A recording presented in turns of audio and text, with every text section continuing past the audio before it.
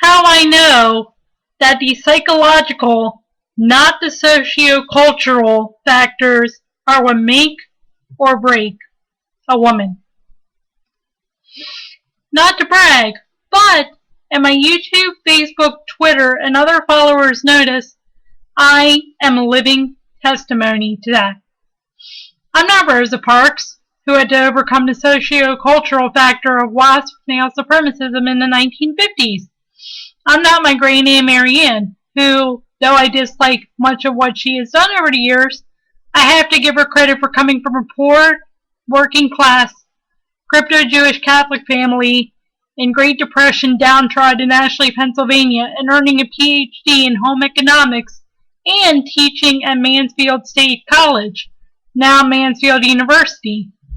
As for what I dislike, by the way, and my internet followers notice, she, to make a long story short, has unfortunately given in to familial sociocultural factors that are trying to psychologically influence her to be brought down. I'm not a whole bunch of other great women either, but I have my own psychological factors and sociocultural influences that I can't let get to me. Incidentally, I can somewhat sympathize with Great Aunt Marianne in some ways. After all, she is my great aunt and shares many familial sociocultural factors with me. Of course, as I implied, I am mixed in sympathizing with Great Aunt Marianne because, as I stated, I dislike much of what she has done over the years. And much of what she's dislikably done involves giving in to familial sociocultural factors that are trying to psychologically influence her to be brought down.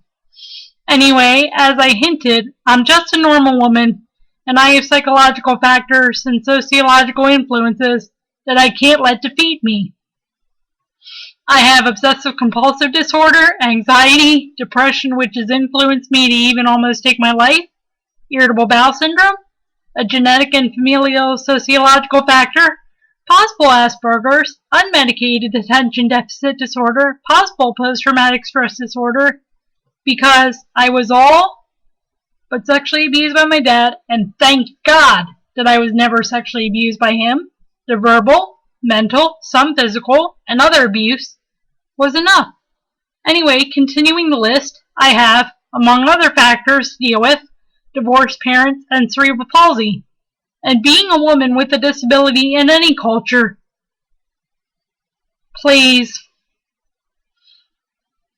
a role in psychological factors and is a sociological factor.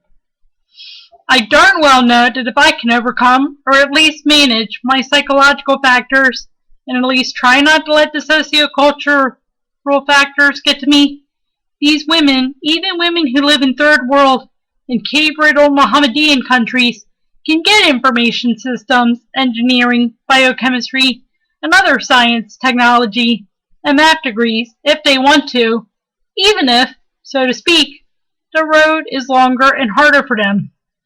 Besides, some of these women, for example in Tora Bora and Abbottabad, are using sciences, technologies, and maths to, sadly and unfortunately, be the next suicide bombers or suppliers for Al-Qaeda, or, in countries like Thailand, recruiters for the sex slave and other human trafficking trades.